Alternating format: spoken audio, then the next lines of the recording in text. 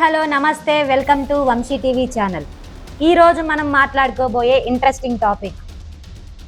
అవును నిజమే, 2029లో టీడీపీ జనసేన ప్రత్యర్థులుగా తలపడనున్నాయి. ఈ మాట మనం చెబుతున్నది కాదు, తెలుగు తమ్ముళ్ళు అంటున్న మాట, జన సైనికులు కోరుకుంటున్నది. ఎప్పుడైతే తెరపైకి నాగబాబు వచ్చారో అప్పటి నుంచి తమ్ముళ్లలో రకరకాల అనుమానాలు మొదలయ్యాయి. నాగబాబు ద్వారా తెలుగుదేశం పార్టీని పరోక్షంగా టార్గెట్ చేసి ప్రభుత్వంలోని తప్పులను టీడీపీపై తోసేసి దాన్ని బేస్ చేసుకుని పొత్తు నుంచి బయటకొచ్చి జనసేన ఒంటరిగా బరిలో దిగేలా చేయాలనేది పవన్ కళ్యాణ్ ప్లాన్ అని అనుమానిస్తున్నారు. అసలు పవన్ ప్లాన్ ఏంటి? తమ్ముళ్ళు ఎందుకు ఇదంతా ఊహిస్తున్నారు? ఈ ఊహ నిజమే అవుతుందా? 2029లో టీడీపీ జనసేన పొత్తు ఉండదా? రెండు పార్టీలు ప్రత్యర్థులుగా తలబడతాయా? ఈ ఊహాజనితమైన ప్రశ్నలకు కొన్ని లాజిక్లతో సమాధానం చూద్దాం. 2014లో పవన్ బరిలో దిగకుండా టీడీపీకి మద్దతు ఇచ్చిన విషయం అందరికీ గుర్తే ఉంది. ఆ తరువాత పొత్తు లేదు, ఏమీ లేదు అని బయటికొచ్చి టీడీపీపై విమర్శలు చేసింది తెలుసు. 2019లో కమ్యూనిస్టులను కలుపుకొని చిత్తుగా జనసేన ఓడిపోయింది. అటు ఓట్లు చీలిపోయి టీడీపీ దారుణంగా ఓడింది. వైసీపీకి భారీ విజయం దక్కింది. ఇక జగన్ పాలన ప్రతిపక్షాలను పూర్తిగా అణగదొక్కే విధంగా ముందుకెళ్లడం, కేసులు, అరెస్టులు, ఈ పరిమాణాల నేపథ్యంలో మళ్లీ టీడీపీ జనసేన పొత్తు కుదిరింది. అది చంద్రబాబు అరెస్ట్ సమయంలో పొత్తు ఫిక్స్ అయిందని రాష్ట్ర ప్రజానికానికి బాగా గుర్తు. కేంద్రంలో సపోర్టు కావాలి కాబట్టి బీజేపీని కలుపుకున్నారు. మొత్తానికి టీడీపీ, జనసేన, బీజేపీ కూటమిగా ఏర్పడి 2024లో భారీ విజయం సాధించి అధికారంలోకి రావడం జరిగిపోయాయి. ఆ తరువాత నుంచి ఏం జరిగిందో అందరికీ తెలుసు. సరే, అదంతా పక్కన పెడితే ప్రస్తుతానికి చంద్రబాబు, పవన్ మధ్య సఖ్యత బాగానే ఉంది. అటు టీడీపీ, జనసేన నేతలు కూడా కలిసికట్టుగానే నడుస్తున్నారు. అయితే ఇదంతా పైపైనే, లోపల మాత్రం కత్తులు దూసుకుంటున్నారనే చెప్పాలి. చాలా నియోజకవర్గాల్లో టీడీపీ, జనసేన శ్రేణులకు పడడం లేదు. ఉదాహరణకు టీడీపీ ఎమ్మెల్యే ఉన్న చోట జనసేన నేతలకు పెద్దగా పనులు ఇవ్వడం లేదు. అటు జనసేన ఎమ్మెల్యేల చోట టీడీపీ వాళ్ళని కనీసం పట్టించుకోవడం లేదు. పిఠాపురంలో టీడీపీ నేత వర్మ పరిస్థితి ఏంటో తెలిసిందే.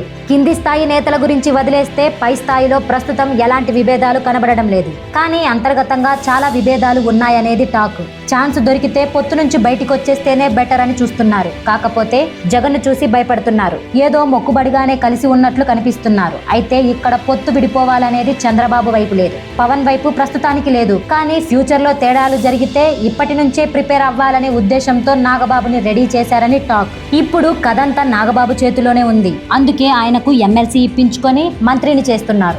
ఆ తరువాత నుంచి అసలు ఆట మొదలవుతుందట. ఇప్పటికే నాగబాబు చిన్నగా ఆట మొదలు పెట్టాడు. మొన్న జనసేన ఆవిర్భావ సభలో పిఠాపురంలో పవన్ గెలుపులో టీడీపీ నేత వర్మ పాత్ర లేదని పరోక్షంగా మాట్లాడారు. వాస్తవానికి వర్మ పాత్ర కాస్త ఉంది. కానీ అలా కావాలని మాట్లాడి తమ బలం ఎక్కువ ఉందనే వాదన నాగబాబు తెచ్చారు. అక్కడ నుంచే తెలుగు తమ్ముళ్లకు నాగబాబు అంటే మండుతుంది. ముందు నుంచి పవన్ అంటే గౌరవం ఉన్నా నాగబాబు అంటేనే తమ్ముళ్లకు కోపం.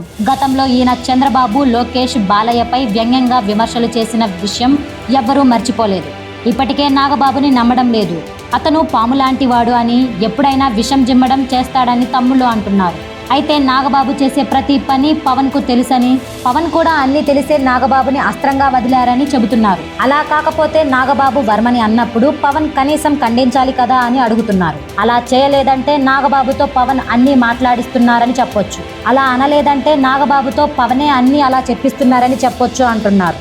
రానున్న రోజుల్లో పరోక్షంగా ప్రభుత్వంలోని అంతర్గత విషయాలని నాగబాబు బయట పెట్టడని గ్యారంటీ లేదని, పరోక్షంగా తప్పులని టీడీపీపై రుద్ది తెలివిగా జనసేన హైలైట్ చేస్తారని, ఆ తరువాత టీడీపీ తప్పు చేస్తుందని చూపించి పొత్తు నుంచి బయటకొస్తామని చెప్పినా చెబుతారని తమ్ముళ్ల వాదన. అలాగే ఈ 4 ఏళ్లలో జనసేన బలం బాగా పెంచుకొని 2029 కల్లా రెడీ అయ్యి ఒంటరిగా పోటీ చేసి విజయం సాధించాలనేదే పవన్ వ్యూహమని అంటున్నారు. సొంతగా గెలవకపోయినా హంగు వచ్చేలా చేసుకుంటే పవన్ కింగ్ మేకర్ అవుతారని, అప్పుడు ఆయన చేతికే సీఎం పీఠం వచ్చేలా చేసుకోవాలనేది ప్లాన్ అని మాట్లాడుతున్నారు. ఇలా తమ్ముళ్ళు నాగబాబుపై అనుమానంగా ఉన్నారు. పొత్తులో పాటు టీడీపీని దెబ్బతీస్తారని చెప్పుకుంటున్నారు. మరి ఇందులో ఎంతవరకు వాస్తవం ఉన్నదనేది తెలియదు. కానీ ఎప్పుడైతే టీడీపీ, జనసేన విడిపోతాయో అప్పుడు ఆటోమేటిక్గా వైసీపీకి మేలు జరిగినట్లే. ఓట్లు చీలక అనేది జరిగితే వైసీపీ గెలుపు సునాయాసం. పైగా ప్రభుత్వంపై వ్యతిరేకత జగన్కే కలిసొస్తుంది. చూడాలి మరి ఫ్యూచర్లో ఏపీ రాజకీయాల్లో ఎలాంటి సంచలనాలు ఉంటాయో. ఈ వీడియోపై మీ అభిప్రాయాన్ని కమెంట్ రూపంలో తెలియజేయండి. మరిన్ని అప్డేట్స్ కోసం చూస్తూనే ఉండండి